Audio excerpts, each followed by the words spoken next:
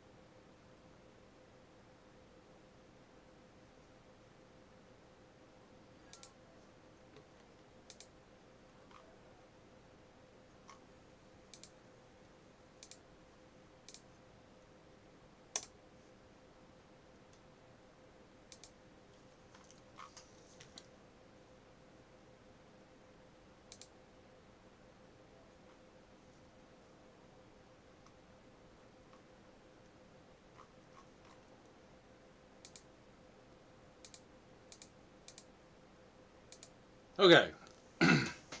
Just fix the lighting a little bit. Because I did not do that before we started. Anyway. Hello and welcome to the Streaming Parson Reads the Canterbury Tales. And today we'll be just doing one of the tales that the pilgrims will be telling each other. Well, one person will be telling everyone else, I guess, because we're only doing one tale. And that tale, we'll be reading the Knight's Tale. So that's our reading plan for today. The Knight's Tale is a little bit long, because the Knight does tell a much more full story. Because some of the other stories are kind of short, but the Knight's Tale is he's got a story. And so before we actually read into that, we'll just do a little bit of a quick review of what was going on in the Canterbury Tales and that long introduction that we had last week. So basically, Geoffrey Chaucer, who's one of the pilgrims to go to the church in Canterbury,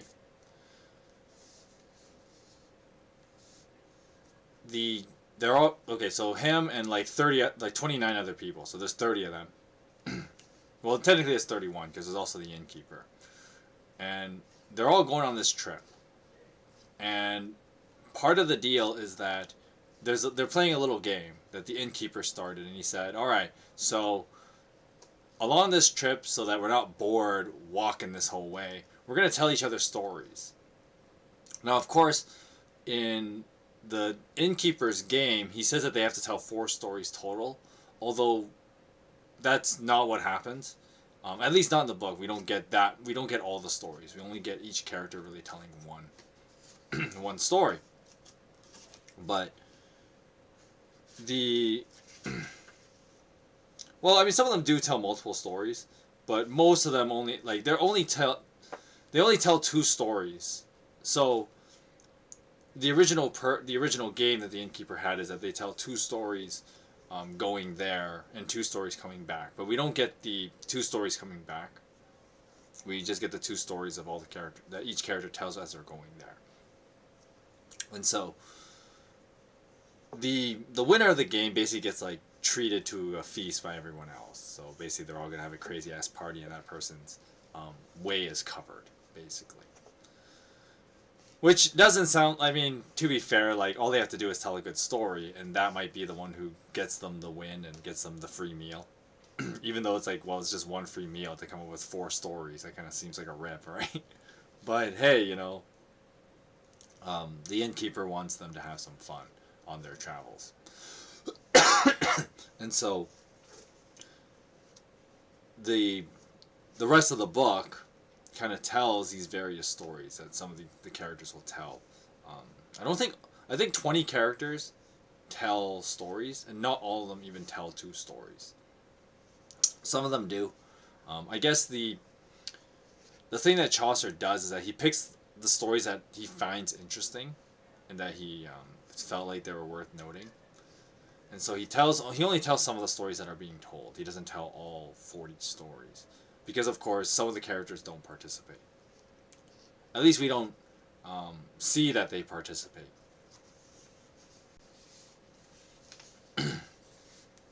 But anyway, going to now where we are in the book, which is still pretty early, we are told that the knight gets to tell.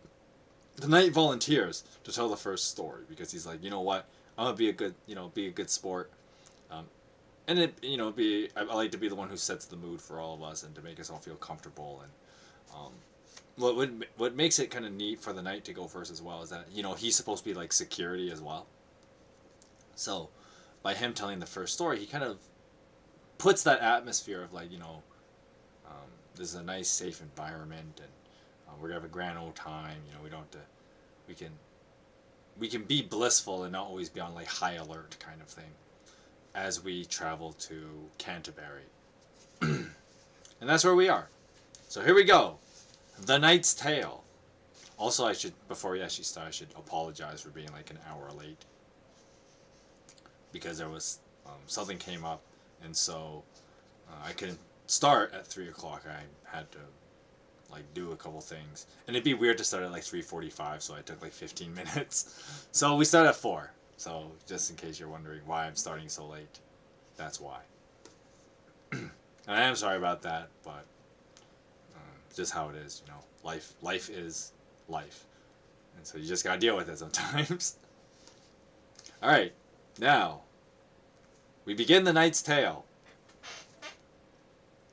I need a voice for him.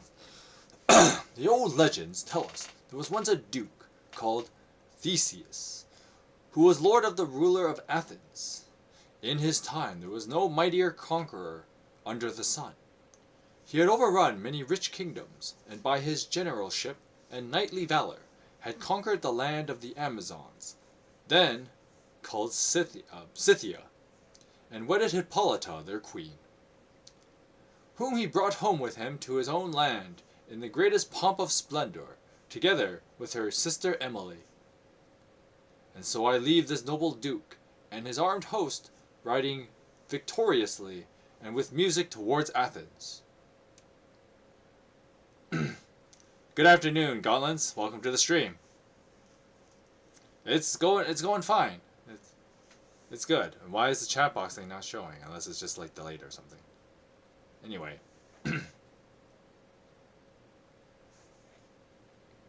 It's supposed to go. Maybe it's just delayed or something. I don't know. No, don't do that. Well, it'll probably show up later. Anyway.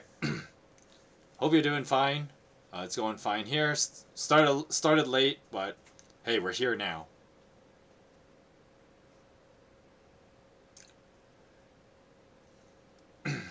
Anyway, continuing on. If it weren't too long to listen to, I would certainly describe in detail how the land of women was vanquished by Theseus and his knights, and especially the pitched battle between the Athenians and the Amazons, how Hippolyta, the fierce and beautiful queen of Scythia, was besieged, the feast that took place at their wedding, and the great storm that blew up on their voyage home. But for the time being I must pass over all these things. God knows I have a big field to plow, and weak oxen on my team. The rest of my tale is long enough, and I don't want to stand in the way of the others in our party. Let everyone tell his tale in turn, and we'll see who wins the dinner. So I'll begin again where I left off. The Duke I spoke of had just approached the outskirts of the town, when in the midst of this joy and triumph, he noticed out of the corner of his eye a band of ladies dressed in black, kneeling 2 by 2 in a row on the highway. They were weeping and wailing, making a lamentation, the like of which no living creature ever heard. Nor would they stop their clamour until they had laid hold of his bridle rein. Who may you be? Who may you be who disturb my homecoming and the general joy with these outcries? Asked Theseus. Is it because you grudge me these honors that you complain and cry out like this? Or has someone insulted or injured you? Tell me if it can be redressed, and why you are thus clothed in black. Almost fainting, with a death-like countenance, pitiful to see, the eldest of the ladies began to speak. My lord, to whom fortune has granted victory, and all the honors of a conqueror, we do not grudge you your laurels or your triumphs, but beg for aid and mercy. Oh, have mercy on our distress and our grief. Out of the nobility of your heart, let some drop of pity fall upon us wretched women. For indeed, my lord, there is not one of us who was not once a duchess or a queen. But now, as anyone can see, we are the most miserable of women, thanks to fortune's treacherous wheel, which sees to it that no state of affairs continues happy. Indeed, my lord, we have been waiting your arrival here, in the temple of the goddess of pity, for a whole fortnight. Now help us, sir, once it lies in your power. Or since it lies in your power. I who weep here in misery was once the wife of King Calpurnius, who perished at Thebes. Cursed be that day, and all of us who are lamenting in this dress lost their husbands while the town was being besieged. Alas, alas, at this very moment old Creon, who is now lord of the city of Thebes, is filled with wrath and iniquity, and dishonors their corpses. In his tyrannic spite, he has dragged the bodies of our slain husbands upon a heap, and will not hear of their being burned or given burial, but contemptuously gives them to the dogs to eat. Saying this, they immediately fell on their faces, pitifully crying out, oh, have mercy on us, wretched women, and let our grief sink into your heart.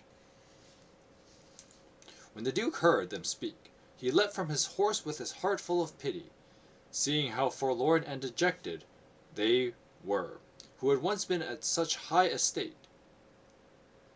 He felt as if his heart must have broke. He raised each of them in his arms and tried to give comfort, swearing upon his knighthood that he would exert his utmost might to avenge them upon the tyrant, till all Greece should resound with the first manner in which Theseus awarded Creon the death so he richly deserved. Then, without waiting further, he displayed his banner to summon his men and rode against Thebes with his whole army. Nor would he approach any nearer Athens, even to rest half a day, but lodged that night on the road to Thebes. He sent his queen, Hippolyta, and her young lady and lovely sister Emily into the city of Athens, there to remain while he rode forth. What more can I say? The red image of Mars with spear and shield gleamed from his great white banner, till its reflection glittered up and down all the fields through which they rode. Besides the banner was borne his pennon, the rich gold embroidered with the figure of the Minotaur he had slain in Crete. And so the conquering Duke rode with his army, the flower of chivalry, until he came to Thebes. Where he drew up in splendor before the field of battle. But to cut the story short, he fought with Creon, king of Thebes, and slew him in fair combat, like a valiant knight. Then, having routed his men, he took the city by storm, tearing down walls, beams, and rafters. Next, Theseus restored to the women the bones of their slain husbands, so that they might be accorded the customary funeral rites. it would take much more to describe the din of lamentation the ladies made at the burning of the corpses, or the great courtesy the noble conqueror Theseus paid them when he took leave of them, for I mean to tell my story as briefly as I can. Yeah, so basically he just skipped over all the fighting, because clearly this should be a hint that the story has nothing to do with like the warrior aspects of a knight. But I mean, as Chaucer described the knight at the beginning, the knight is supposed to be like a person who cares about like the nobility of knighthood, if you will. And so you can be pretty sure that the story's direction will be more about the knighthood of a knight, rather than the grand prowess of a knight. What the heck? Ugh. The cat's sticking her tail at me. Anyway. Hey, you stop that. I'm trying to read here. Having slain Creon, taken Thebes, and disposed of the whole kingdom as he thought fit, the noble Duke Theseus camped quietly in the field that night. But after the battle and the flight of the Thebans, pillagers busily ransacked the pile of dead bodies, stripping them of arms and clothing. It so happened that among the heaped corpses they found 2 young knights lying bleeding side by side, clad in some richly wrought armor and pierced through with many grievous wounds. Archite was the name of one, and the other knight was called Palamon, half dead and half alive, though they were. The heralds identified them, particularly from their coats of arms and equipment, as cousins and members of the royal house of Thebes. The looters dragged them from the pile of corpses and carried them gently to the tent of Theseus, who, refusing to hear of any ransom, immediately sent them to perpetual imprisonment in Athens. This done, the noble duke and his army rode straight home, crowned with conquering laurels. And there, needless to say, he lives in honor and in joy for the remainder of his days, while Palamon and his friend Archite, are shut up forever in a tower, in misery and grief. No amount of gold can secure their release. Thus passed the days and the years, till one May morning it chanced that Emily, she was lovelier to look upon than a lily on its stalk of green, and fresher than May with all its budding flowers, for her hue competed with the rose, and I don't know which was the prettier, had risen and dressed herself before daylight, as she often did. The nights of May are not for sleep, for the time of year stirs each noble heart, rousing it from slumber, with the bidding, "Arise and pay homage to the season." This made Emily remember to do honor to the month of May, and she got up. Picture her clothed in bright colors, her yellow hair flowing down her back and braided in a tress, perhaps a yard long, wandering at will in the garden at the rising of the sun, to gather white and scarlet flowers to weave a delicate garland for her head, and singing with the heavenly voice like an angel's. Obligatory water noise. Just give it a minute.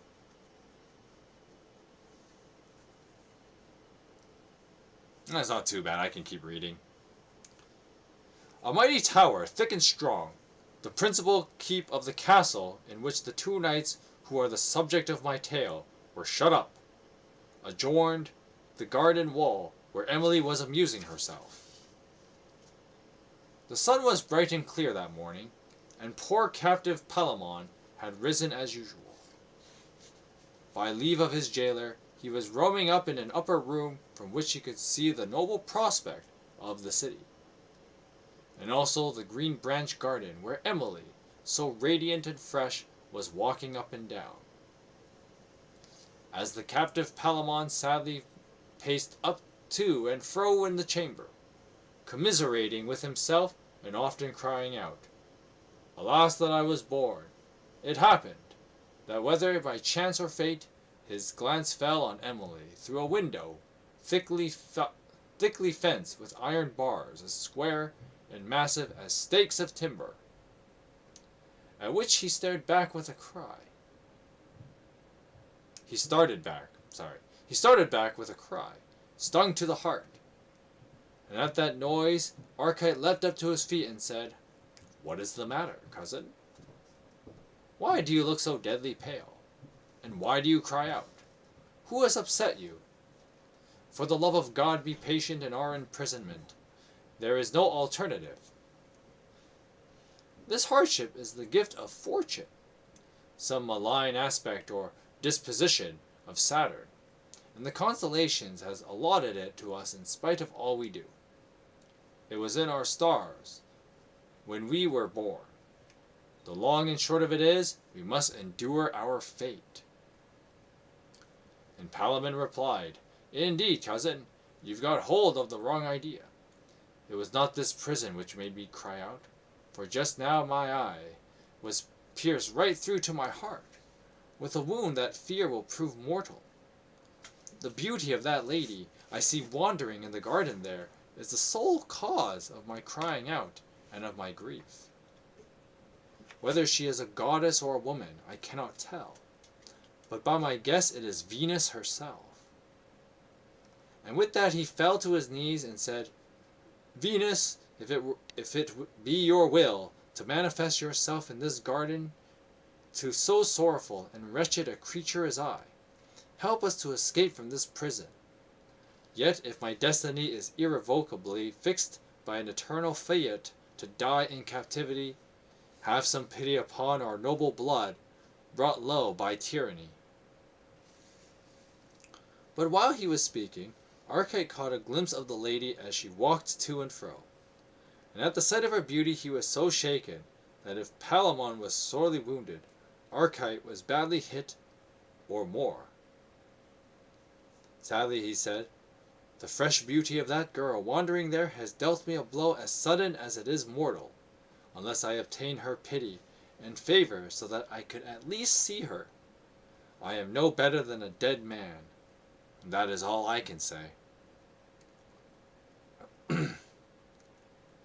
When he heard those words, Palamon replied sharply, "Do you say that in game or in earnest?"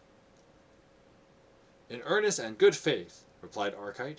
"So help me God, I am in no mood to joke."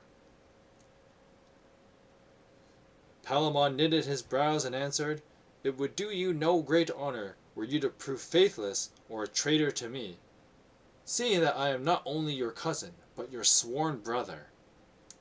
We are each bound to the other by the most solemn oaths, that never till death do us part, not even death by torture, shall either stand in the other's way in matters of love or anything else.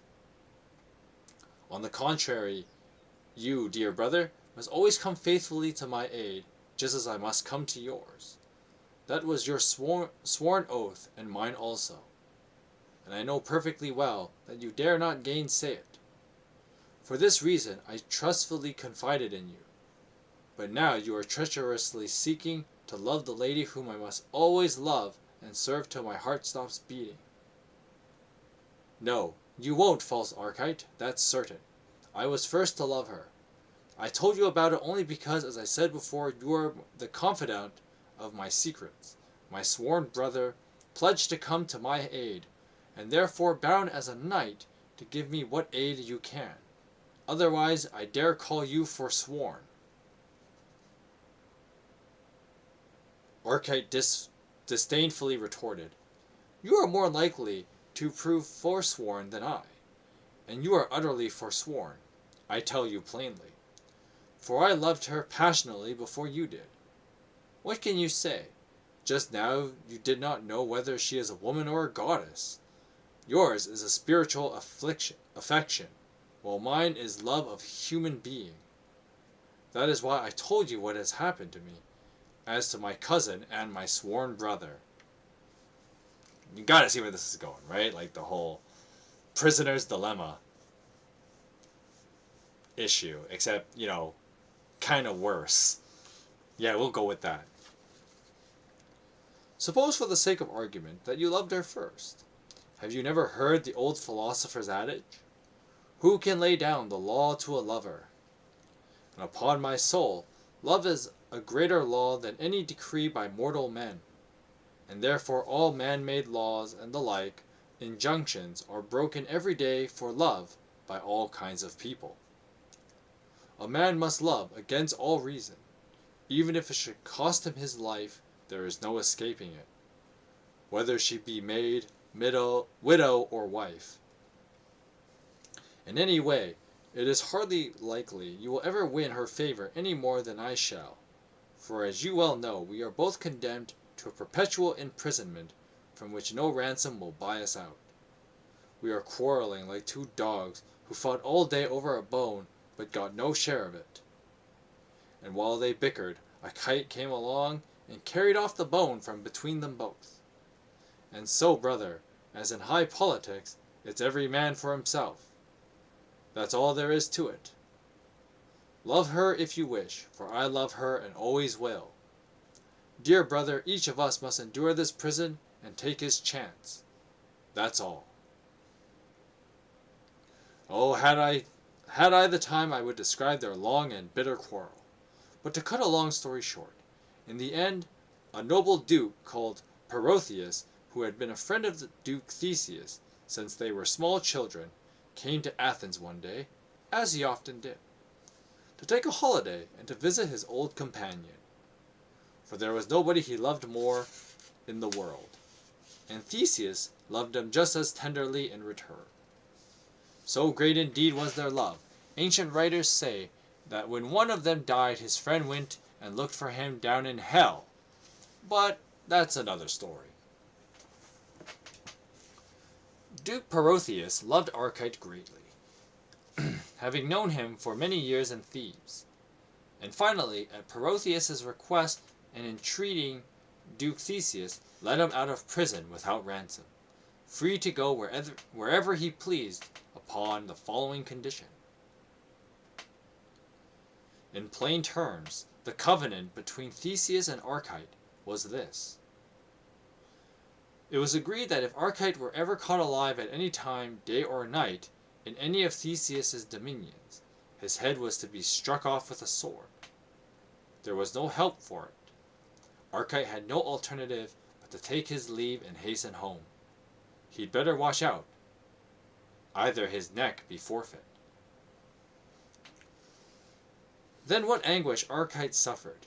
He felt death strike into his heart. He wept and wailed and made a pitiful clamor, and watched secretly for a chance to kill himself. Alas, the day I was born, he cried, for now my prison is worse than it was before. I am eternally doomed to live, not in purgatory, but in hell. Alas, that I ever met Perotheus. Otherwise, I might have remained with Theseus, fettered in his prison forever. Then I would have been living in happiness instead of misery. The mere sight of her, whom I would serve, has been more than enough for me, if I may never deserve her favor. Oh, dear cousin Palamon, Archite went on, in his case you must have come out best. How happily may you remain in prison, not prison, but paradise. Fortune has certainly loaded the dice in your favor, for you have Emily's presence. How they even know her name is beyond me, but whatever. I in her absence. And it is plausible, for you are nearer to her, and a doughty and resourceful knight, that by some chance, fortune is changeable. You will sooner or later attain your desire. But as for me, exiled and barren of all hope, in such despair, that neither earth, fire, water, nor air, nor any creature made of the elements can afford me comfort or remedy. Well may I perish in desperation and distress. Farewell, life, joy, and felicity. Alas, why is it that people in general complain against the providence of God or fortune, which so often and in so many ways dispose events far better than they could devise for themselves?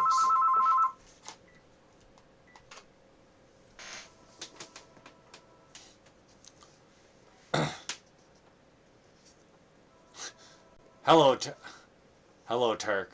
Welcome to the stream. You found a snake in your bed, huh? I don't know if that's some kind of sexual euphemism, because, you know, Steve may very be a part of you, if that's what you're getting at. And, the whole marrying you thing is kind of sad.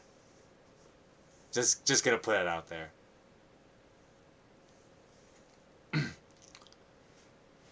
What do you do about it? Let it outside. Yeah, that sounds like a good plan. Make sure you keep your pants on, though.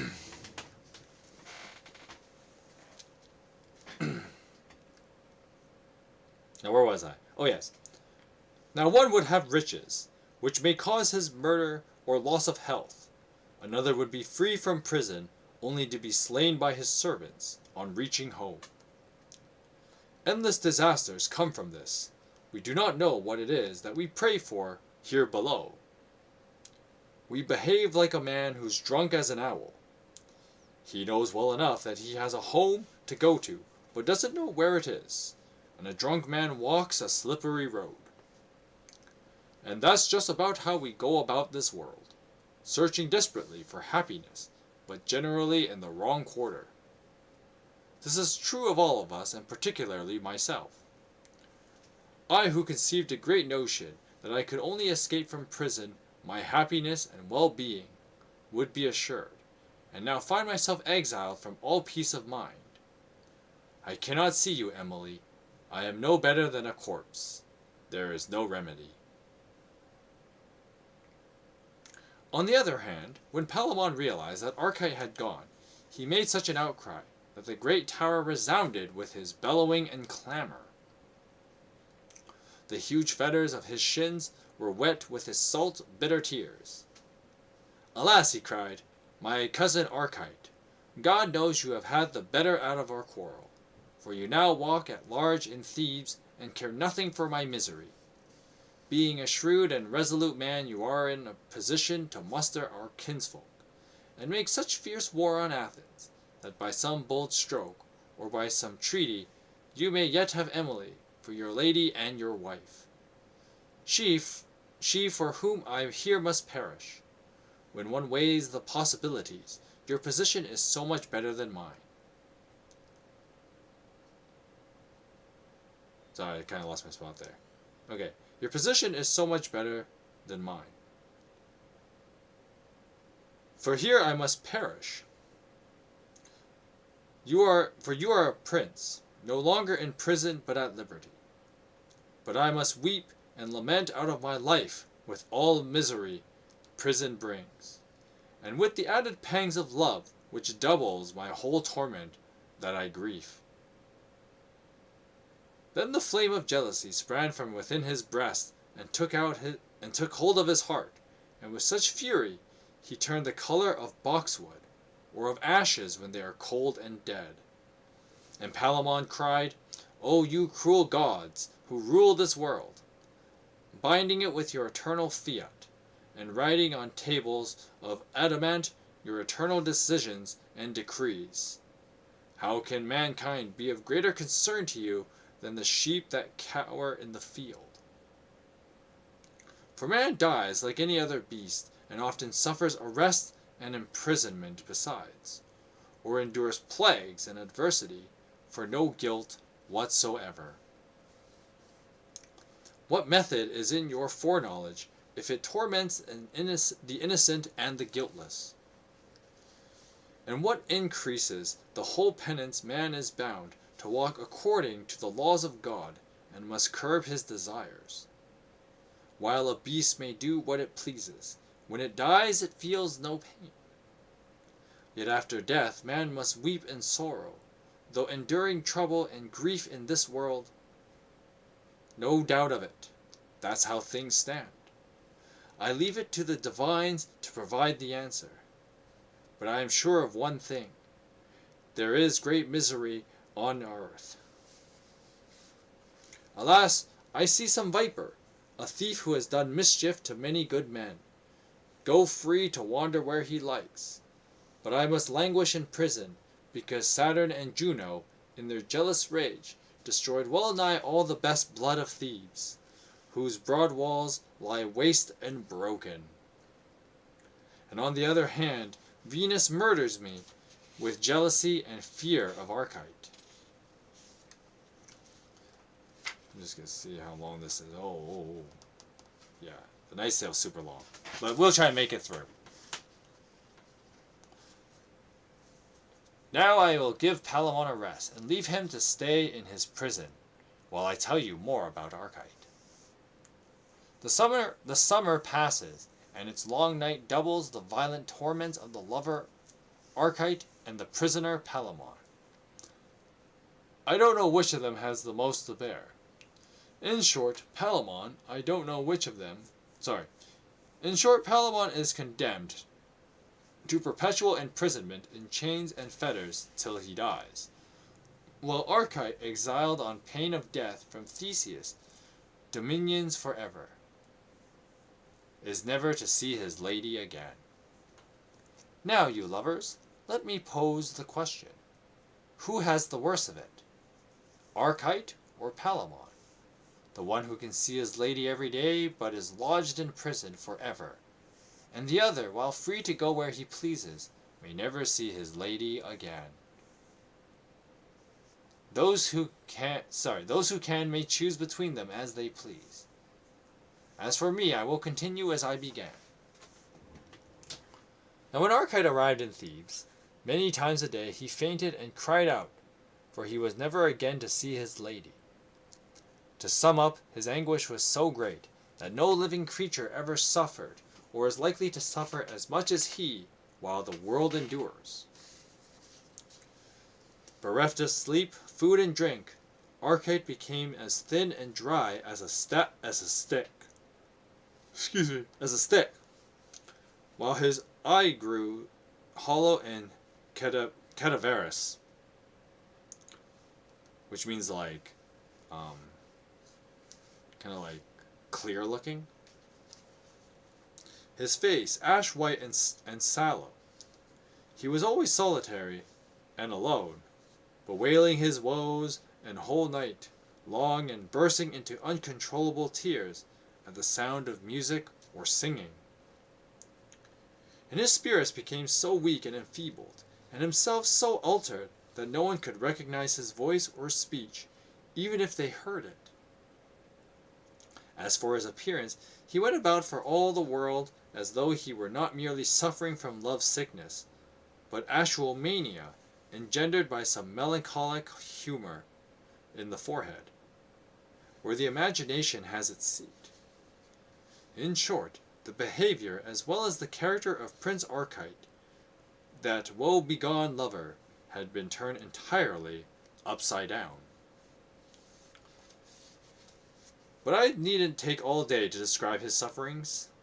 When he had endured his cruel anguish and torment for a year or two in Thebes, his native land, as I have said, one night as he lay to sleep, he imagined the winged god Mercury standing before him, telling him to cheer up.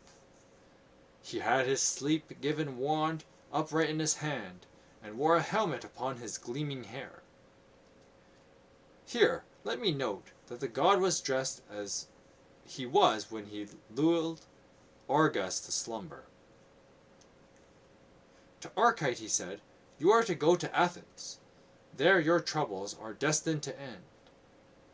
At these words, Archite arose and stared up. "Indeed, I will go to Athens at once, no matter how heavy the cost," Archite said, "for no fear of death is going to stop me from seeing the lady whom I love and serve. In her presence I care nothing if I die." Simp.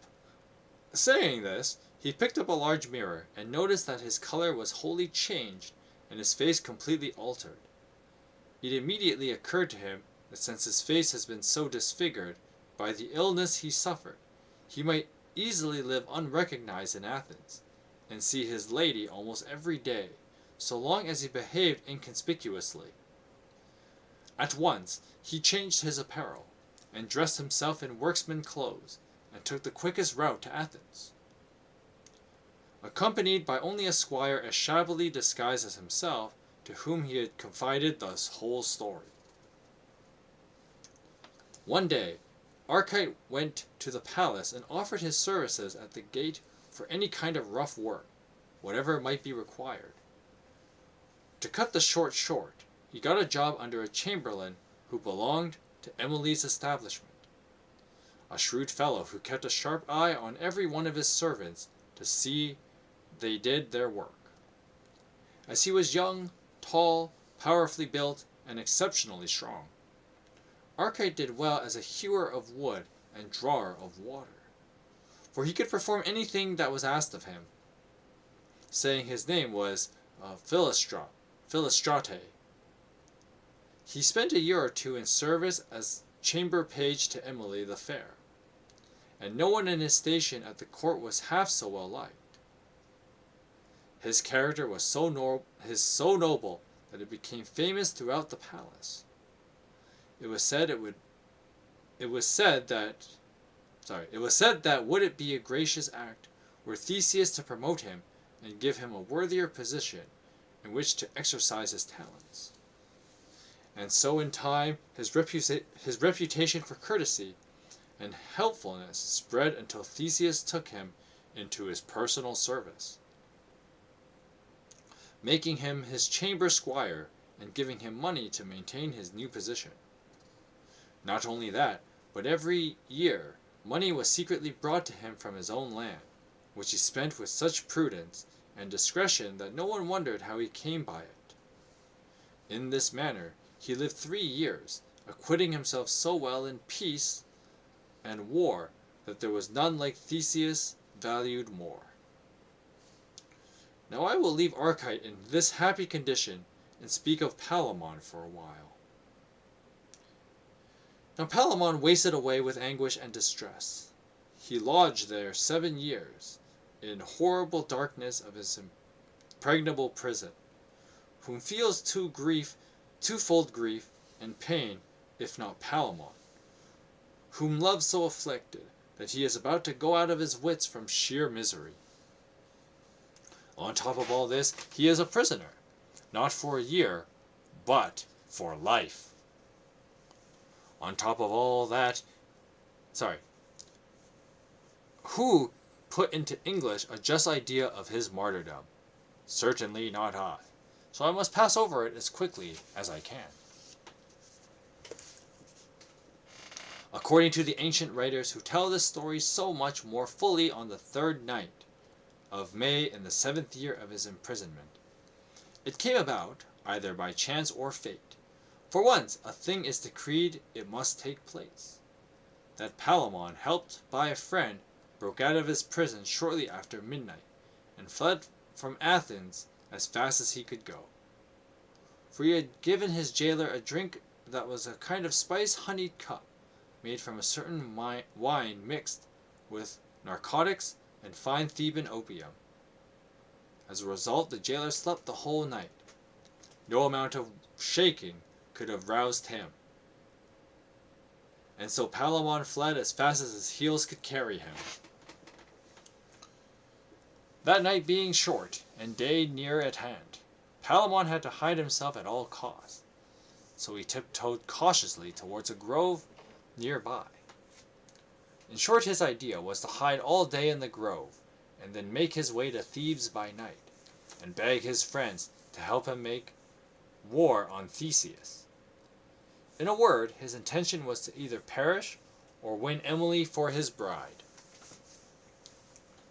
Now I'll turn again to Archite, who little guessed how close he was to trouble till fortune sprang the trap.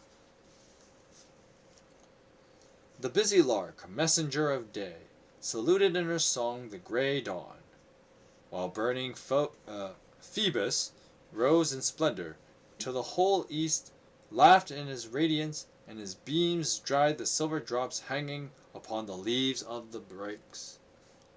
Archite, chief squire at the royal court of Theseus, arose and looked out upon the cheerful day. Excuse me. In order to pay homage to the month of May, and thinking all the while upon the object of his desire, to amuse himself, he rode a fiery courser into the fields, a mile or two away. By chance he began to steer his course towards the grove, to make himself a garland from leaves of hawthorn or woodbine, and he sang lustily in the sunlight. May, with all your flowers and greenery, welcome to you, fair fresh May. I hope to get for you some greenery.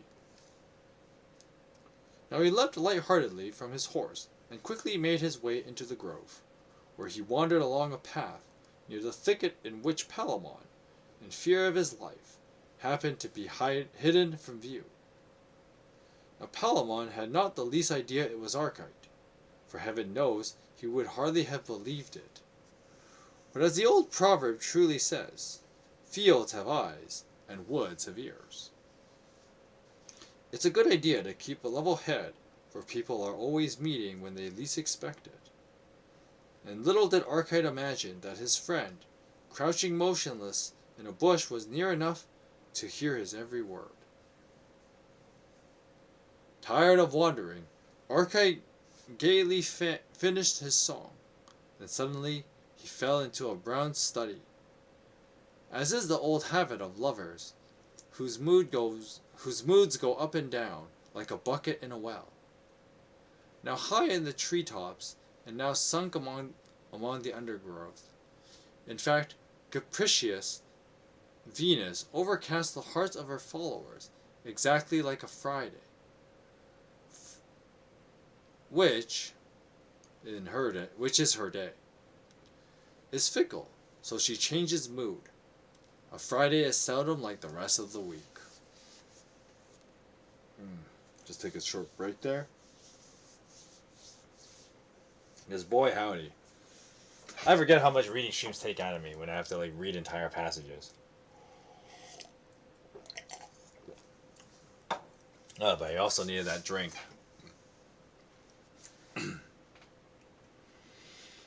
Oh, okay. When his song was finished, Archite began to sigh, and sat down without further ado. Alas, the day that I was born, he said. O pitiless Juno, how much longer will you make war against the city of Thebes? Alas, the royal blood of Cadmus and Amphion is brought to destruction. Cadmus, who founded Thebes there before the town first began, was the first crowned king of the city. I am in his blood, descended in the true line from the royal stock, and now so miserable a slave am I that I serve my deadliest enemy as a menial squire. Yet Juno heaps still more shame upon me, for I dare not acknowledge my own name, whereas I used to be called Archite, I am now called Philostrate, fiddlestick. O relentless Mars, O Juno, thus has your wrath wiped out the whole of our family, save only myself and wretched Palamon, whom Theseus martyrs in prison. And on top of all this, as if to annihilate me utterly, Love has thrust his flaming dart so scorchingly through my troubled, faithful breast, that it seems as if my death had been prepared for me before I was born. O Emily, one look from your eyes has destroyed me. I die because of you. I wouldn't give a straw for the rest of my troubles, if only I could do anything that would please you. And with this he fell into a long trance, and then jumped up. As for Palamon, who felt as if a cold sword had suddenly slid through his heart, he shook with anger, He couldn't stand it any longer. After hearing Archite to the end, he leapt out of the thicket undergrowth, his face dead white like a madman's cry. Black traitor, Archite, I got you now, and who love the lady for whom I suffer misery and anguish. You, my blood brother, my sworn confidant. As I have reminded you often enough. You who slyly change your name and hoodwink Duke Theseus here. One of us must die. You're not going to love that Lady Emily. No one but I alone, for I am your deadly enemy Palamon. Although I've no weapon here with me, since I've only just had the luck to break out of the prison, never fear, you must either die or give up your love for Emily. Take your choice, for you shan't escape. As soon as Archite recognized him and heard this story, his heart filled with contemptuous rage. Fierce as a lion, he pulled out his sword and exclaimed, By God in heaven, if it weren't that you're sick and crazed with love, and weaponless besides, before you left this grove, you'd die by my hand. For I disown those covenants which I say I made with you. Fool! Get this into your head. Love is free, and I shall love her in spite of anything you can do. But, as you're an honorable knight, ready to support your claim... to support your claim to her in battle, here is my word of honor that I will not fail to turn up in this spot tomorrow without knowing, clad as a knight, and bringing sufficient armor for you as well. You can choose the best and leave me the worst. Tonight, I fetch you enough to eat and drink, and clothes for your bedding. And should you win should you win my lady and kill me in this thicket, then she is yours so far as I am concerned.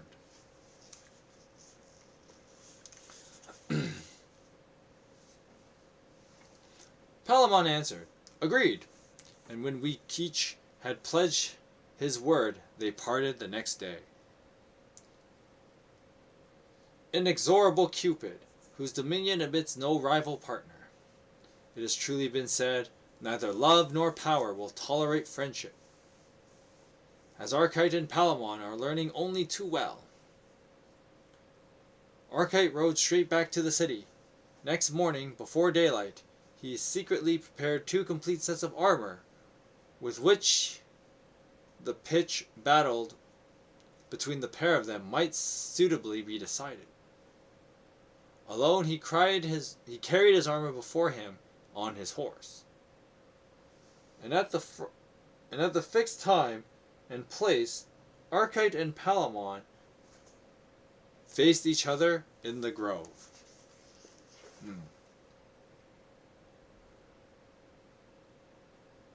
Just give me a second here. Oh, I don't know why I'm feeling so sleepy all of a sudden.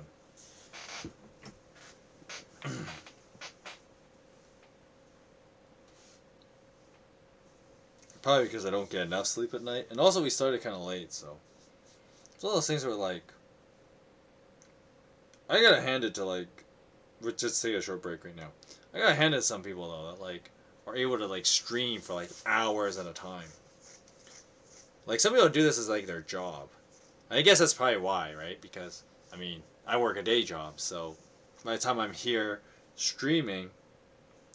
I've already, like, used a lot of energy working... And so, you know, the optimal thing would be, like, come home, rest a little bit. But, you know, reading is also great. And I know that some of you guys need to get acquainted with the classics. Okay. Just take a sip of this juice and then we'll continue on. Thanks, Gauntlets. I try. Although doing the voice for the whole story, because I gave the knight a voice, and then I'm like, well, I guess I gotta keep with it now, right? Maybe for others, maybe later on I won't, like, do a funny voice, only for, like, characters within the tales. Just to distinguish them. But, anyway, That's enough of that. Let's continue.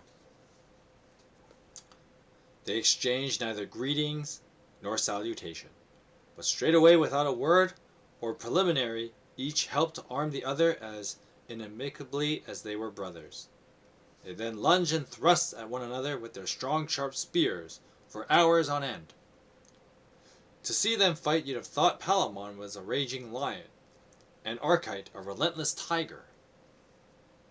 In their mad fury, they went at each other like wild boars, frothing white foam until they fought in blood up to their ankles. Let me leave them fighting like this while I return to Theseus, because remember, he's a thing.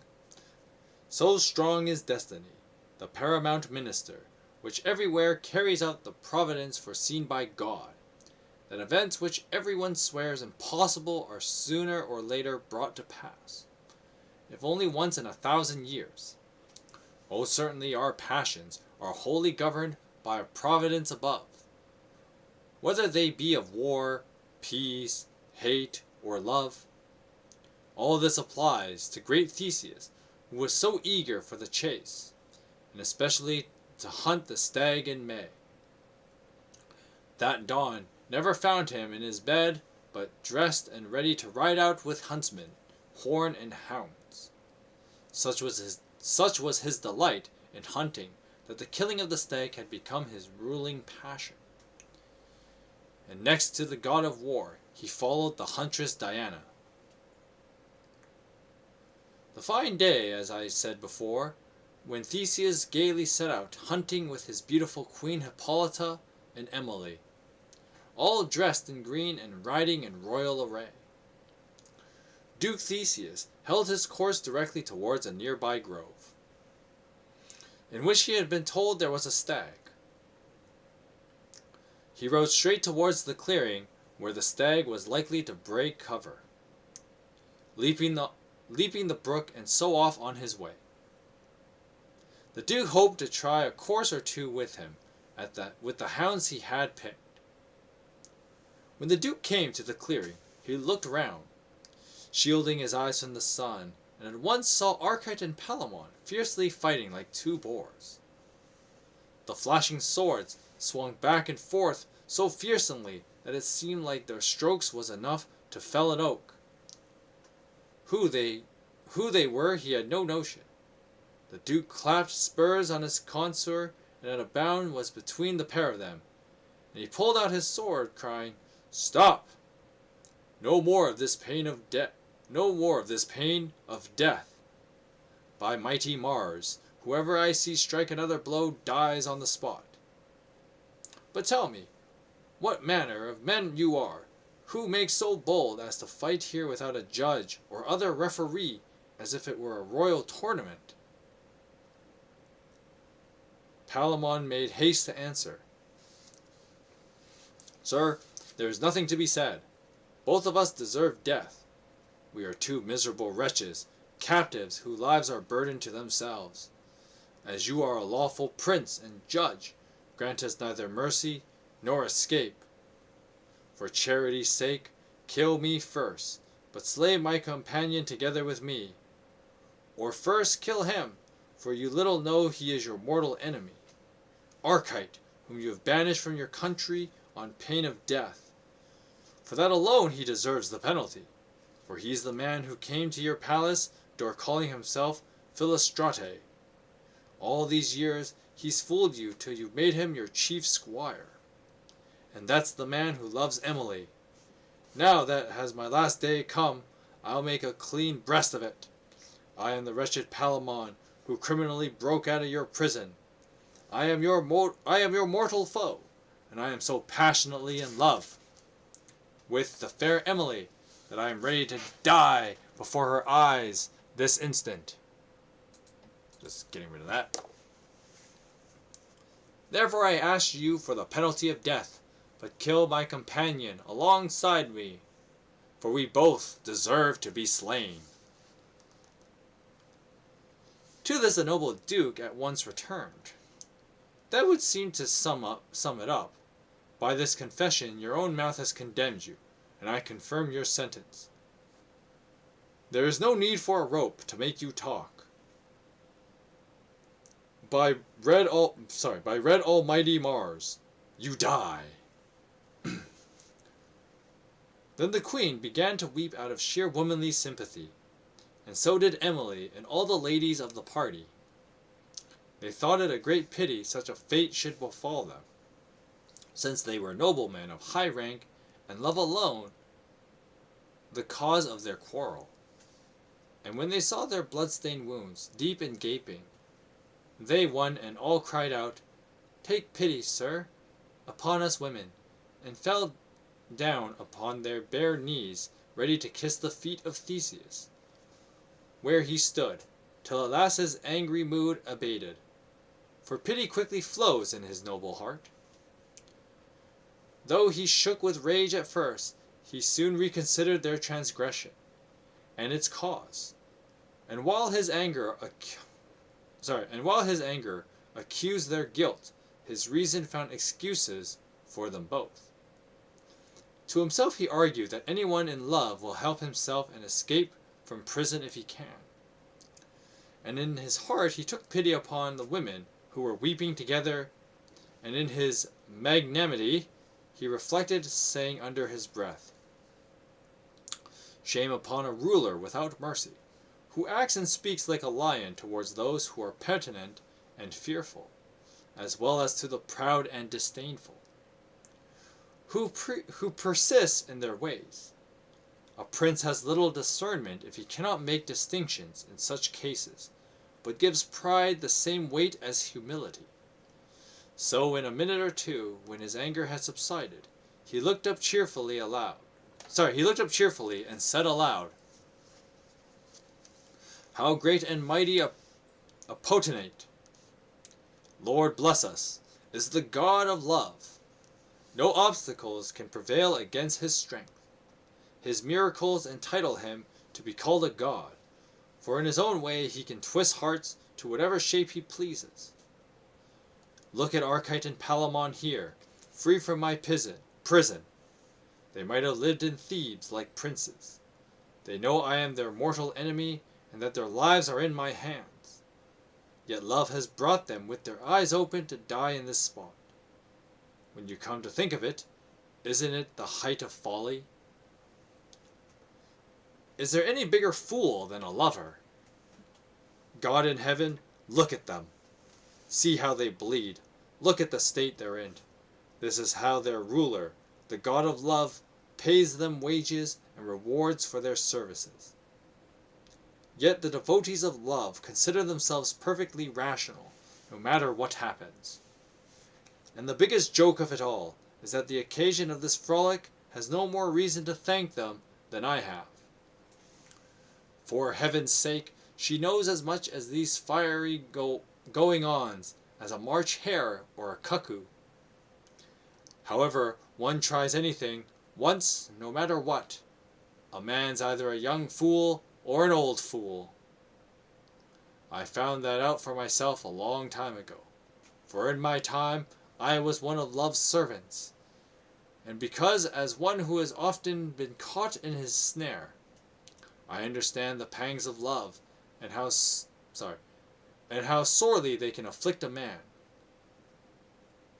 At the request of both the Queen kneeling here and my dear sister Emily, I entirely forgive your offense. But both of you must swear never to harm my country again, or ever make war upon me, but show me friendship in every way you can. I freely pardon you of this transgression." They swore what he had asked, doing him homage in proper form, and begging him for protection and mercy.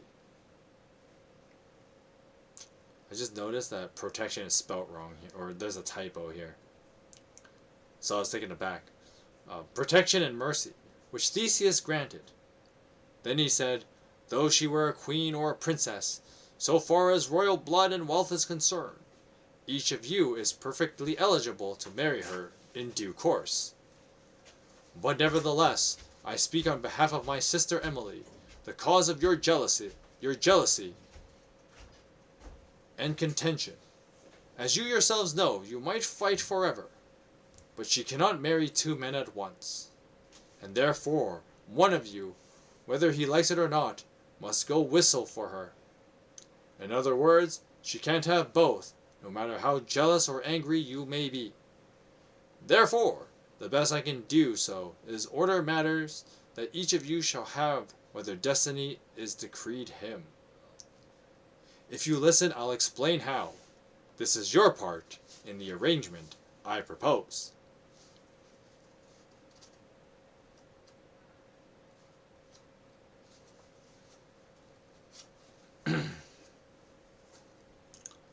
Here is my decision. To end the matter once and for all without further argument, and you may as well make up your minds, so accept. Each of you is to go free, without ransom and in safety, wherever he pleases. But within 12 months of this day, neither more nor less, must each bring 100 knights fully equipped and armed for tournament, ready to do battle to vindicate his claim to Emily. And I faithfully promise you, upon my honor as a knight, I had to do that, on my honor as a knight, that whichever of you gains the upper hand, that's to say, if either slays his opponent or drives him from the lists with the aid of 100 knights I spoke of, I shall give Emily to the one whom fortune grants so fair a favor. I shall build the lists in this very spot, and as God may have mercy on my soul, I shall prove a true and fair judge. One of you must be slain or take prisoner. No other conclusion will satisfy me. If this seems good to you, say so, and count yourselves fortunate. That is the end of the matter for you. Oh, how happy Palamon looks! How Archite leaps for joy! How can I describe the delight of everyone there at the generous gesture of Theseus? Sure, we'll call it that. They all went down on their knees and thanked him again, and again from the bottom of their hearts, especially the two Thebans. Then with lightened hearts, filled with hope, they took leave, and rode homeward to the broad and ancient walls of Thebes. This tale keeps going though. We got a while yet. So, just to summarize that whole long-winded speech from Theseus, basically he's proposing that, okay, obviously both of you can't marry Emily, so you're gonna have a wicked-ass tournament duel. Yeah, you're gonna have a mini war, because that's how we do things around here, and you guys are gonna fight, like, a crazy-ass fight, as if they weren't already doing that. You're gonna fight this, now you're just adding more collateral to the violence. It's like, oh, now you're gonna have a huge-ass tournament, and the winner gets Emily.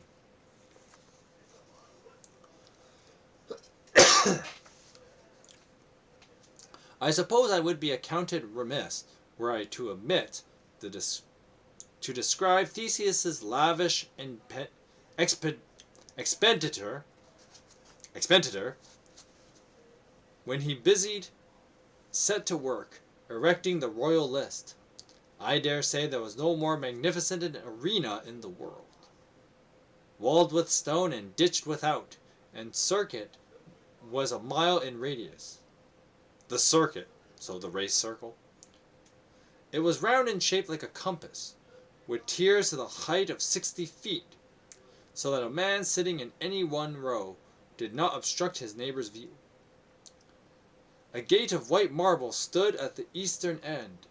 A similar one stood opposite at the western. In short, there was no building like it, considering the small space it occupied. For in the land there was no craftsman skilled in geometry or arithmetic, no painter or sculptor to whom Theseus did not pay board and wages for the building and decoration of the arena. Above the eastern gate he set up an altar and temple for the worship of Venus, the goddess of love, in which to perform due rites and sacrifices. Over the western gate he erected one just like its dedicated to Mars, costing the best part of a cartload of gold. He also ordered a gorgeous chapel dedicated to chaste Diana, and marvelous to look at, to be built of white alabaster and red coral and a turret on the northern wall. But I had almost forgotten to describe the splendid carvings, pictures, forms, faces, and figures in these 3 temples. First of all you saw, executed upon the walls in the temple of Venus, moving representations of the broken sleep, shuddering sighs, sacred tears, lamentations, and fiery longings that love's servants endure in this life, the oaths that bind their vows, pleasure, hope, desire, beauty, youth, gaiety, riches, love potions, and force, lies, flattery, extravagance, intrigue, jealousy, wearing a garland of yellow marigolds with a cuckoo perched upon her hand. A cuckoo is a type of bird, by the way. Feast, music, songs, dance, joy, and display. All the phenomenon of love I have enumerated, or am about to enumerate, were painted in order upon the walls, besides more than I can mention. Indeed, the whole mountain of Cytherea, where Venus had her principal seat, was figured in the frescoes with all of its gardens and gaiety. Idleness, the porter, was not forgotten, nor beautifully Narcissus of bygone days. The folly of King Solomon, the huge might of Hercules, the witcheries of Medea and Circe, the fierce stern courage of Turnus, the wealthy Croesus, in misery in chains. The moral was that neither wisdom, wealth, beauty, cunning, power, nor courage may compare with Venus, who can rule the world as she pleases, for all people were caught in her snare, till in their agony they cried out again. 1 or 2 examples will serve, though I could give 1,000 more. Now there was a splendid statue of Venus, naked, floating upon a boundless sea. From the navel down she was hidden by green waves that shone like glass. She held a cistern in her right hand, while doves fluttered above a beautiful garland of freshly swelling roses upon her head. Cupid, her son, stood beside her, winged and blind, as he is often represented, bearing a bow and bright sharp arrows. It may as well go on to describe the frescoes on the walls of the temple of red Mars. The whole length and breadth of them were painted, as in the case of the interior of that dismal building known as the Great Temple of Mars in Thrace, a frigid, icy region where Mars had his principal palace. A little side note, that description of Venus, the beautiful naked woman with the water behind her, is actually where Italian artist Botticelli drew the Birth of Venus masterpiece. Now, for time's sake, I'm not actually going to put it on screen, or for age appropriacy reasons either, because she's like full on naked in that painting. But just to let you know, a little bit of trivia is that painting is in fact inspired by this story.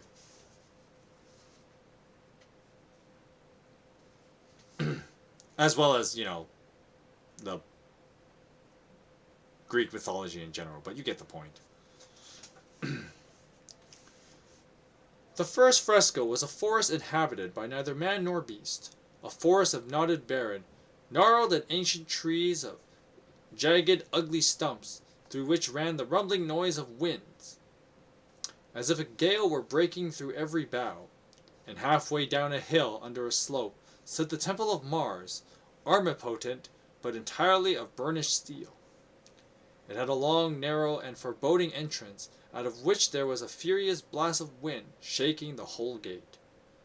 A wintry glimmer shone in the doors, since there were no windows in the walls to give light. The door was made of everlasting adamant walls to give light. The door was made of I totally misread that. The door was made of everlasting adamant clutches with tough iron bolts, crosswise and lengthwise. To give the temple greater strength, every one of the supporting pillars was as thick as a barrel and made of gleaming iron. There you could perceive the dark imaginings of treachery and all its intrigues, cruel anger, red as burning coals, the pickpocket smoke rolling over burning farmsteads, the treacherous murdering in a bed, rank war, bloodied with wounds, discord with dripping knife, and threatening looks. A grating noise filled this dreadful place.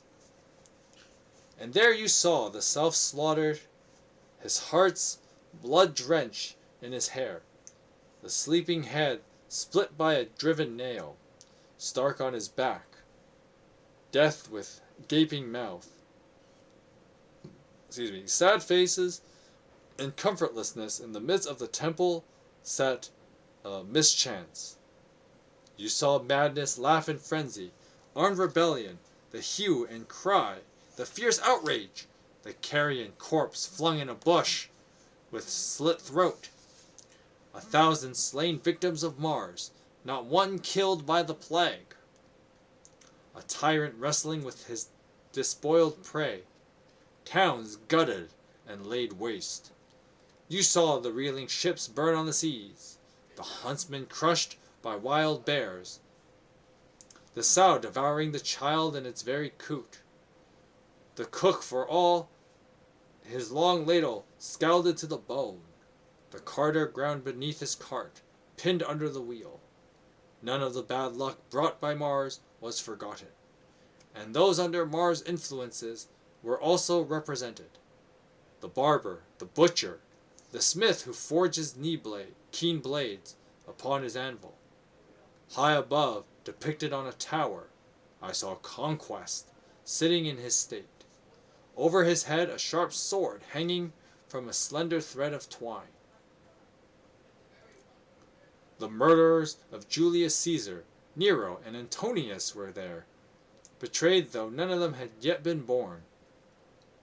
Nevertheless, their deaths were foreshadowed in the temple, with the menacing omens of Mars, shown in those paintings, just as the stars in heaven portray who is to be murdered and who is to die for love. One example from legend should serve, even if I wish I could not give them all. The armed effigy of Mars, with dire and frenzied face, stood in a chariot, and over his head sparkled 2 starry figures, named in ancient works of astrology and geomancy. One was Pula, and the other Rubis. The god of war was represented with a wolf glowering red eyes, at his feet about to devour a man. All this was delineated with subtle brush and reverence of the glory of Mars. Now I will make haste as quickly as I can to the temple of chaste Diana, and give you a full description. The walls were covered with hunting scenes and images of modest chastity. You saw how sad Callisto was changed from a woman into a bear when Diana became angry with her. Later she became the pole star, or so it was pictured. I cannot tell you more, but her son was also a star, as you see. By the way, he's referring to the myth of Callisto and the basically the constellation of Ursa Major. The story behind that was that Callisto was a very arrogant person, I guess you could say, because I mean it's got to be the height of arrogance if you ever make the claim that you're more beautiful than the gods, which is a big no-no in ancient myth. And you actually find out how petty the Greek gods were, or the Roman gods. I mean, they share the pantheon, but you get the idea. You see how petty these gods are when basically any like mortal woman starts claiming they're like as good as they are. Like Athena's like the worst, right? She turns like how many different women to like terrible, ugly animals. Like one she turns into a spider, one she turns into a snake, and then the night turns the tale a little bit and makes it about Diana turning Castio into a bear. But in older Greek mythology, it was actually Athena, because Athena's like the worst. So yeah, like a whole bunch of women get turned into like animals, and so Cassio gets turned into a bear, and then her son also gets punished because he swears revenge, and then Athena immediately turns him to a bear as well, and then when they attack her, she shoves them into the sky, and that's how they become Ursa Major and Ursa Minor. That's kind of the story behind that.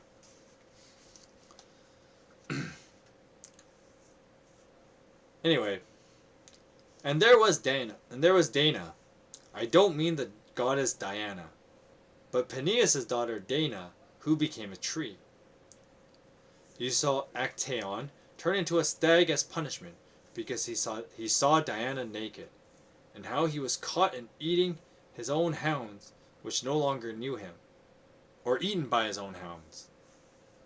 A little further on was a painting of Atalanta hunting in the wild, with Meleager and many others.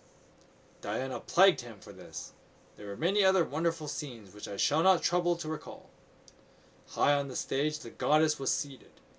Small dogs played about her feet, beneath which was a moon, then waxed and then waned.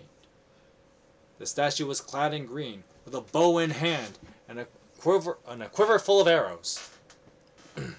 The eyes cast down in the direction of Pluto's dark kingdom. In front of her was a woman in labor, plaintively called on her name for her unborn child to be delivered at long last. Only you can help me. Whoever made it did not grudge money on the colors and could paint in the most lifelike fashion. When the lists were ready, Theseus, who had furnished the temples and all the arena at great expense, was much pleased with the finished result. But let me leave Theseus for a moment to speak of Palamon and Arcite. The day approached when they were to return, each bringing 100 knights to decide the battle. As I explained, each of them, in honor of their promise, brought to Athens 100 well-armored knights in fighting trim. Indeed, many thought that never on sea or land so few made up a company more impressive in knightly prowess. For every man who delighted in chivalry and was eager to make a name for himself had begged to be allowed to take part in this contest. Sure, whatever, buddy. Those chosen were lucky, were such a tournament to take place tomorrow in England, or else you can imagine how every able-bodied knight and lover would want to be there to do battle for a lady. I can tell you it would be a sight worth seeing. And that's how it was with the many knights with Palamon. Some were armed in coats of mail, some in breastplates and tunics. Some wore plated body armor, and some carried Prussian shields, or else light bucklers. Some cased their legs carefully in armor, and carried a battle axe or a steel mace. All these new weapons come from older models, so everyone was armed as he thought best, just as I described.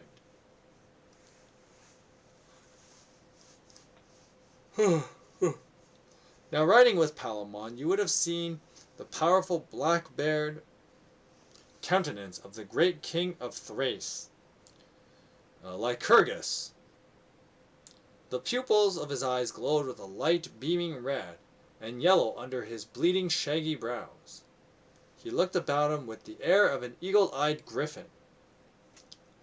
Huge, limbed, broad-shouldered, with hard, powerful thews and long muscular arms, he stood high in a golden chariot drawn by 4 white bulls and traces, as was the custom of his country.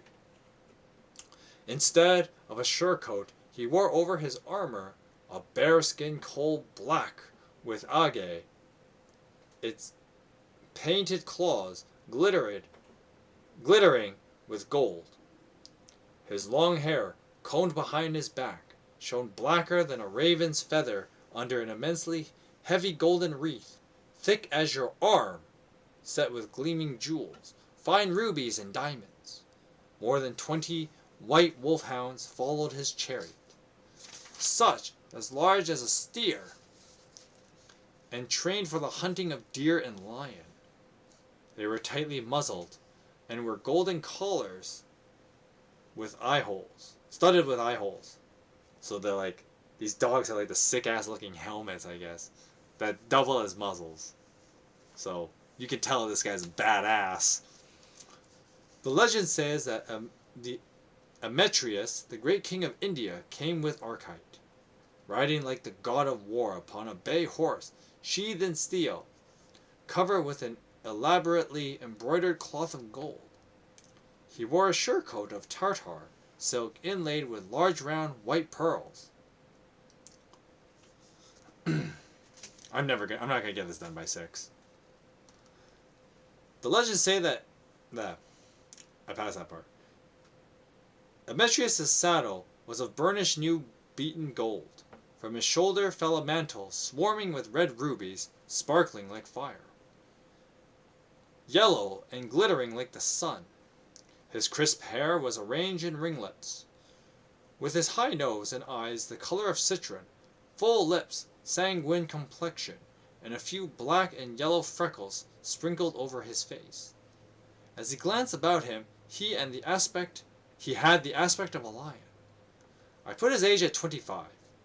His beard had sprouted and was nearly full, and his voice was like the blast of a trumpet. Upon his head he wore a gay garland of fresh green laurel. For sport, he carried a lily-white falcon on his wrist.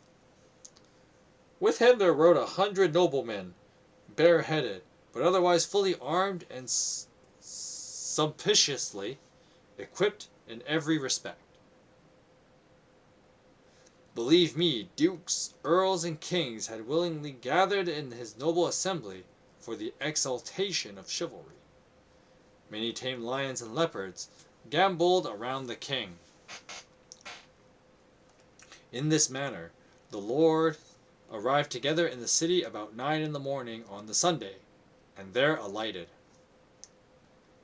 Then when the noble Duke Theseus had escorted them into his city, and housed each according to his rank, he took such pains to feast and entertain them, and do them honor, that people still say nobody could have shown better judgment, or improved his hospitality.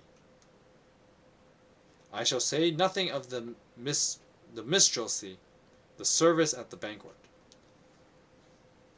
the gifts bestowed on high and low, the rich decorations of Theseus's palace, the order of precedence on the dice, which lady was the best dancer or the most beautiful, or which could best dance and sing, or speak of love most feelingly, or what hawks perched above, what dogs lay on the floor.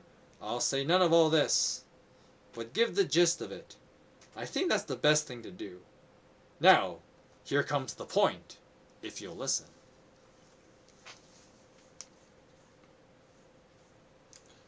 On the Sunday night, before daybreak, Palamon heard the larks sing, although dawn was not due for another 2 hours.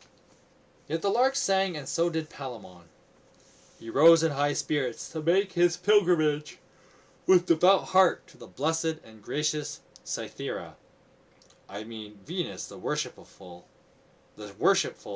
and august. It was in the hour ruled by her that he slowly walked to the lists where her temple stood, and humbly knelt down with full heart, saying something like this: Fairest of the fair, daughter of Jove and bride of Vulcan, Lady Venus, who brings joy to the mount of Cythera, by that love you bore for Adonis, have pity upon my burning bitter tears, and take my humble prayer to your heart. Alas, I have no words to give an idea of the hell that torments me. My heart cannot reveal its hurt. I am so confused that I can only say, Mercy, radiant lady, for you understand my thoughts and see the wounds that I feel. Consider all this and take pity on my pain, inasmuch as ever, after as far as in me lies, I shall be your true servant, and wage eternal war on chastity. That is my vow, if you will help me. I have no wish to brag of feats of arms, nor do I ask for victory tomorrow, nor to win fame of any kind of feigned renown in this affair, nor to have my prowess in battle trumpeted up and down, but only to possess Emily and die in your service. By what means and in what manner, I leave it up to you to decide. Whether I win victory over them or they over me means nothing, if I can hold my lady in my arms. Though Mars is a god of war, your power in heaven above is so great that I may easily possess my love if you so wish. Even after I shall worship at your shrine, I shall kindle fires and perform sacrifices at your altar. But if this should not be your will, sweet lady, then I pray that tomorrow Archite may drive a spear through my heart. Being dead, I shall not care if Archite wins her for his bride. This is the sum and total of my prayer. And O blissful lady, grant me my love. As soon as Palamon had finished the prayer, he sacrificed humbly, with due ceremony. Though I shall not here describe his devotions, but in the end the statue of Venus shook, and made a sign by which he understood his prayers that day had been accepted. Although the sign hinted at a delay, it was clear to him that his request had been granted. So he went home quickly with a glad heart. 3 hours after Palamon set out for the temple of Venus, the sun rose, and up rose Emily to hasten to the temple of Diana. The maidens whom she took with her brought the fire with them, ready, prepared, as well as incense, vestments, and all the rest that pertained to sacrifices. Horns brimming with mead, as was the custom, and whatever else she was needing. Smoking incense filled the temple, which was hung with splendid draperies. With light heart Emily washed her body in well water, but I dare not describe how she performed her rites except in a general way, although it would be great fun to hear it all. If one is a man of good will, it's no harm. It's best to leave it to the imagination. Her shining hair was combed and loose, and a crown of evergreen oak leaves set nearly and becomingly upon her head. She began to kindle 2 fires upon the altar, and performed those ceremonies. When the fire had been lit, she began to implore Diana in these words: O chaste goddess of the greenwood, to whom heaven, earth, and sea are visible, queen of Pluto's dark kingdom below, goddess of virgins, for so many years you have understood my heart and know what I desire. Keep me from your anger and the terrible punishment suffered by Actaeon. O chaste goddess, you know my wish is to live as a virgin, never ever a wife or mistress. And as you know, I am still one of your train, a virgin huntress who would far rather roam the wild woods than to marry and be with child. I do not wish for the company of men. Now help me, lady, since you have the ability and the knowledge in all 3 aspects of your divinity.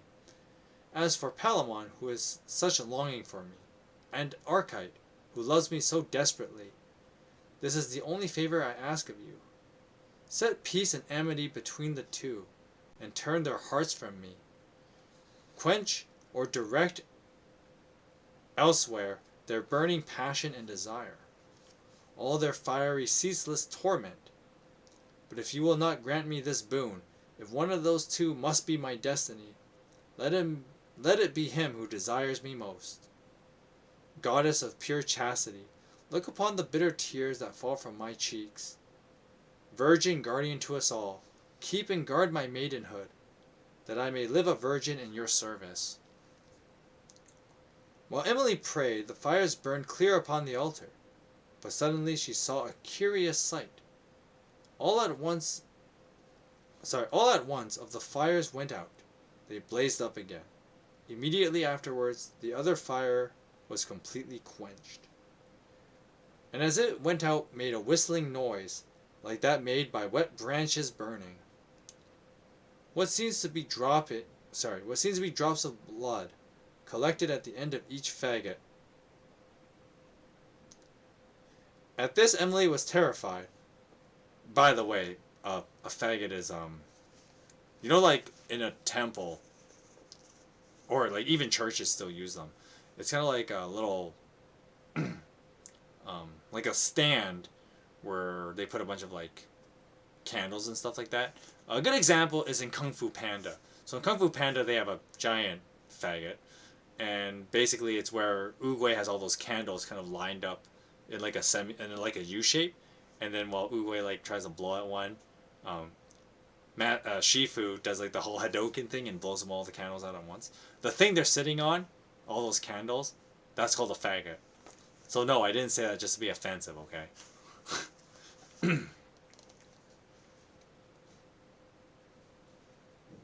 But I can see you guys feeling awkward about that, so that's why I had to clarify what that was. In case you were too lazy to look it up yourself. At this, Emily was terrified, almost out of her senses, and cried aloud, not understanding what it meant, for sheer fright. From sheer fright, she began to weep piteously. Thereupon Diana appeared, bow in hand, in the shape of a huntress, and said, "Daughter, dry your tears.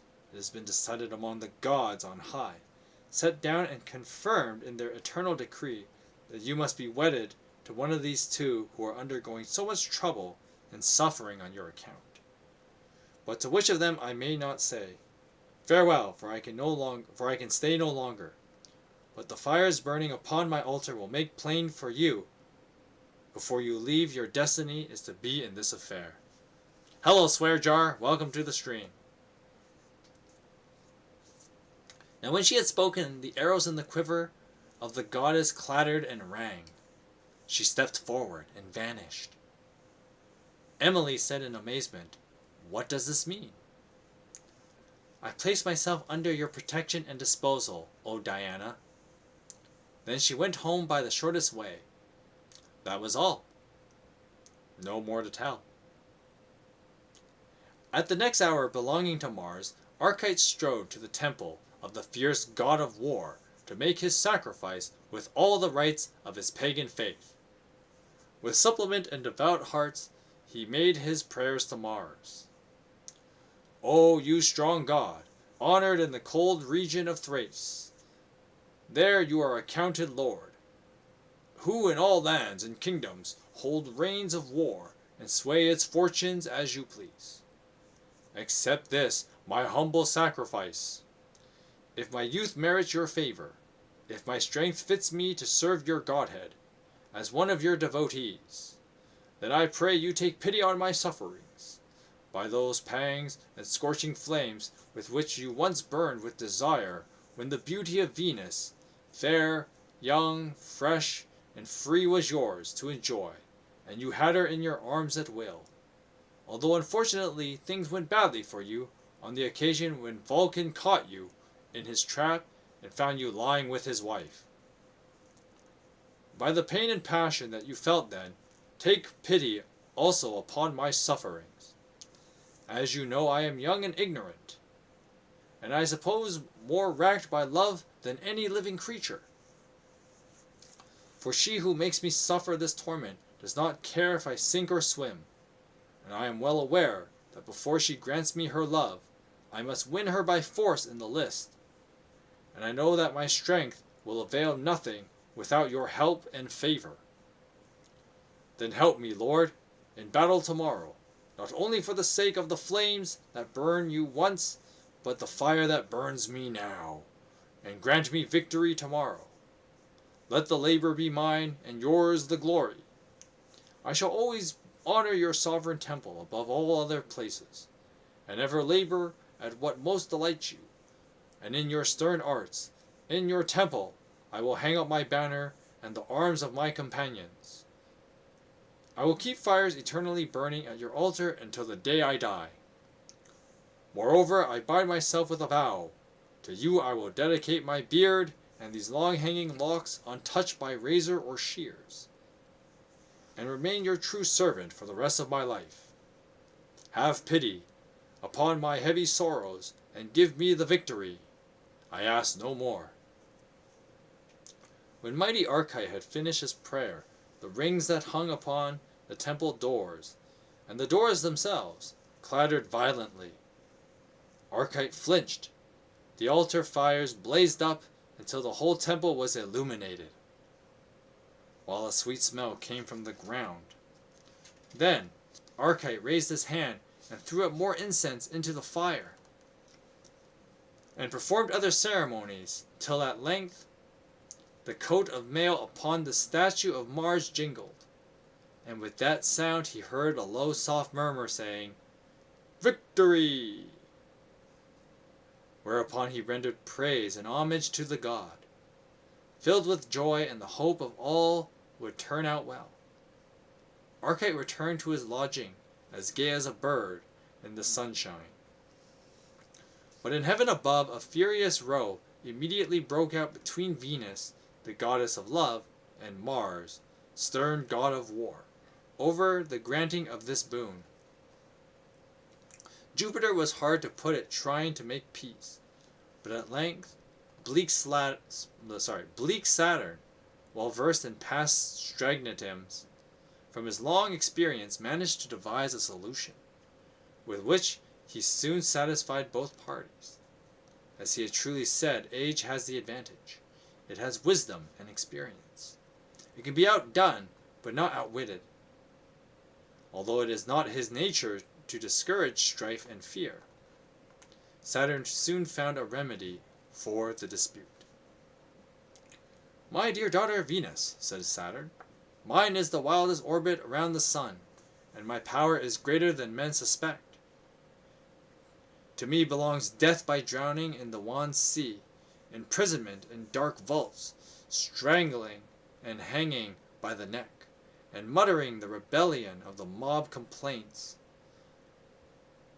And when I am in Leo, vengeance and retribution are mine, and mine the ruin of high places, the fall of towers and walls upon miner and carpenter. I slew Samson shaking the pillar, and mine are all deadly diseases, black treacheries, and conspiracies. Pestilence is fathered by my glance. Now stop weeping. I shall do my best to see what your knight, Palamon, shall have his lady, as you promised, though Mars shall help his own knight. Nevertheless, sooner or later, there must be peace between you, in spite of your diverse temperament. The cause of these daily squabbles, I am your grandfather, ready to listen to your commands. Now dry your tears, and I will do your pleasure. And that's enough about Mars and Venus and the gods above. And now I come to the climax of my story." Let's see. Oh, man. Okay, so unfortunately we don't have the time to finish The Knight's Tale. It is 5:45, and if I were to read the rest of it, we would go over, because I did not think it would take this long to do the Knight's story. And so, we will actually read the conclusion of the Knight's story, as well as maybe read one of the other tales, because I think the Miller's Tale is pretty short. So, we'll do the rest of the Knight's Tale and the Miller's Tale next stream. I know it sucks to leave you guys on a cliffhanger, but I think at the same time, you know, yay, fun cliffhanger, and keep you guys excited for next week, and unless you just read ahead, because I mean, I'm reading like a super old book, so you could easily spoil yourself. It's not like it's not known information. But anyway, with that said, let's just do a bit of housekeeping. Yeah, if you have any questions, you can throw them in the chat. But let me just mark my page here before I do announcements. So next week we have our usual, and I like to think we're in a pretty good rhythm of things. So next week we'll do Octopath Traveler parts 5 and 6 on Monday and Wednesday respectively at 2 o'clock Pacific time for both days. We will continue Throwback Thursdays on Thursday, obviously. And we will finish The Knight's Tale as well as The Miller's Tale next week at 3 o'clock Pacific time. Now, I know technically today I was late because there was, stuff and I had to take care of it. But next week we'll try and be on time for 3 o'clock. With that said, this is going to be the end of the stream. I hope you guys are enjoying the Canterbury Tales. So join me next Friday for the rest of The Knight's Tale as well as The Miller's Tale. I think The Miller is next. And don't forget to check out the Octopath Traveler 2 streams as they will be going on next week. And so I will see you guys Monday actually, as that will be the next video/stream going up. Until then, I hope you guys have a great Friday night. I hope you guys have a great weekend. And I'll see you guys Monday. God bless you.